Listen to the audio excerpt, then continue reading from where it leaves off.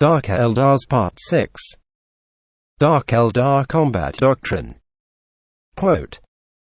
Explain your meaning, slave, and in plainer words. My translator unit has clearly fouled on your primitive tongue, as it continues to incessantly repeat some nonsense phrase about a fair fight, whatever that might be intended to mean. End of quote from Archon Morrigus, to a defiant captive. The raiding parties of the Dark Eldar are able to suppress the treacherous natures only in pursuit of power, spoils and slaves. When the Kabals of Commorragh gather in large numbers, they darken the skies of unsuspecting worlds with their razor-edged anti-gravity craft and fall upon the unwary populations of the galaxy with extraordinary speed and the characteristic sadism. Every Dark Eldar is fundamentally defined by his or her innate selfishness. Personal power, the pursuit of comfort and the gratification of the dark desires are the only things which truly hold value for the Dark Eldar. They take no pride in the achievements of others within their race and measure every endeavour's worth in how it contributes to their own self-interest. The need for survival in a hostile galaxy is the only thing that bonds the Dark Eldar together as a species, and thus even in combat they are not normally inclined to cooperate with one another beyond the bare minimum required.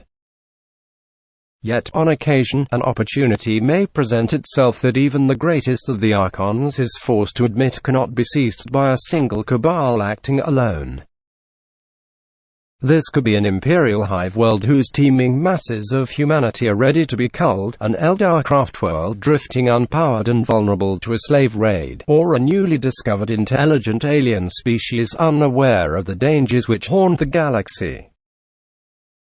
Such targets represent more than a single witch cult or cabal could hope to assault on its own without suffering crippling losses, but the potential rewards are so great that they prove willing to share the spoils with others within the Dark City.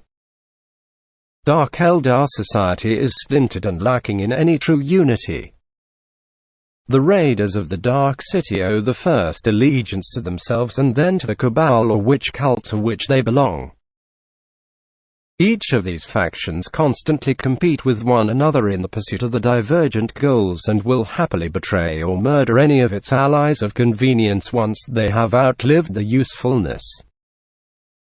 Amongst the Dark Eldar, only the most devious and ruthless survive for long, and any alliance or coalition that forms does so only either out of greed or fear of its individual participants' rivals. The lure of thousands of souls to be enslaved and tortured and immense amounts of wealth to be plundered can draw Dark Eldar together to face a large or very well defended target. Power is the only truly palpable currency within Commorragh, and a successful attack on a target of unusual magnitude can secure extraordinary wealth and authority for those who were daring enough to carry it off. At the same time, no self-respecting Archon or succubus would willingly stand by while his or her rivals benefit from such a cooperative venture. As such, when large-scale assaults are in the offing, they can grow to unusually large proportions as jealous Dark Eldar nobles pledge their support for the raid, whilst all the time plotting ways to double-cross the newfound allies and seize all the plunder and prestige for themselves. While it is greed that forges these massive Dark Eldar assaults, it is fear that keeps them cooperative. The Dark Eldar are defined by the fear of many things, including death, loss of status, and the plots of their rivals. An unusually large war fleet allows the Dark Eldar to hunt much larger and more powerful victims. However, just as a raid that earns victory returns with great wealth and the envy of all Commorragh, a failed raid will lead to a loss of standing amongst the participants and possible enslavement by their rivals, who will immediately move to capitalize upon the raid leader's perceived weakness. By involving all of one's rivals in the attack, the risk of failure can be shared by all. Additionally, the nature of Commorragh's vicious politics means that when a Dark Eldar faction seeks to move against its rivals, the blow needs to be decisive, overwhelming, and completely successful. Any less will result in the unleashing of civil strife that will see entire cabals and witch cults destroyed, thousands murdered amongst the spires of the Dark City, and slavery and torture for almost all as the enemies of both sides seize their own advantage. Because of the terrible risks involved with such reprisals, the fear of these consequences keeps most of the double-dealing and treachery within a large war fleet to a minimum, until the participants return with their spoils to Commorragh. Real space raids. Quote, "Every weapon your prey wields can be turned against them, given sufficient application of wit." End of quote from Archon Dracarthek's Rascal. The strike forces of the Dark Eldar, despite consisting of treacherous and scheming murderers, work like well-tuned machines upon the battlefield. Raids are planned in meticulous detail by the Archons and Succubi that lead them, and hidden routes through the webway opened in readiness for the assault. Only the most capable are recruited for each real space raid, which is why Dark Eldar warriors are such determined opponents, and why the bitter rivalries are set aside during battle. Working in concert ensures that not only is the greatest amount of punishment inflicted upon real space, but also that the maximum number of victims can be taken back to Commorragh. Vendettas are revisited only once the captives are divided, for above all the Dark City requires a steady intake of fresh souls. The Cabals regularly launch piratical invasions, so there is much to be gained from being part of such an organization: the thrill of hunting lesser mortals, the chance to personally capture new slaves, but most importantly, the revitalizing feast of unbridled destruction at Hunt's End. Upon the Cabals' return to Commorragh, thousands of captives will be traded as currency, put to work in the hellish depths of the weapons shops, rendered down in flesh troughs, or tormented unto death. Their demise drawn out so that the captors can gain the greatest amount of sustenance from their misery. Though many raiding forces coalesce around the warriors of a particular cabal, the Dark Eldar armies that fall upon real space are far from uniformly Cabalite in the composition. The witch cults who entertain Commorragh society with the nightly displays of ultra-violence are powerful military organizations in their own right. Many Archons will insist upon recruiting bands of witches from the cult they patronized, for such warrior acrobats make deadly shock troops. Similarly, the vile homunculus covens that lurk in the bowels of Commorragh have standing armies of their own. These shambling hordes of flesh-twisted nightmares are often purchased to bulk out a raid with frightening and resilient warriors, or else accompany their leering creators as bodyguards and assistants both. Typical raiding parties will have their ranks swelled further by hirelings or opportunists from the many mercenary subcultures that exist within Commorragh. Whooping gangs of hellions and hurtling reaver jet bikes perform high-speed flyby strikes.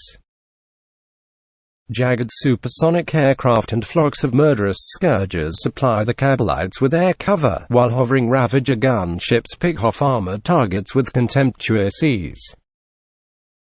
Incubi, mandrakes, grotesques and other freakish specialists lend a raiding party strength and versatility, and it is common for a powerful Archon to surround himself with as many such varied warriors as he can. The process of recruiting such multifaceted raiding parties is known in the Dark City as Caelthral Artineris Clave, or tailoring the toxin to the blade, and is intended to ensure a raiding party can swiftly and decisively overcome any opposition, no matter its nature or strengths.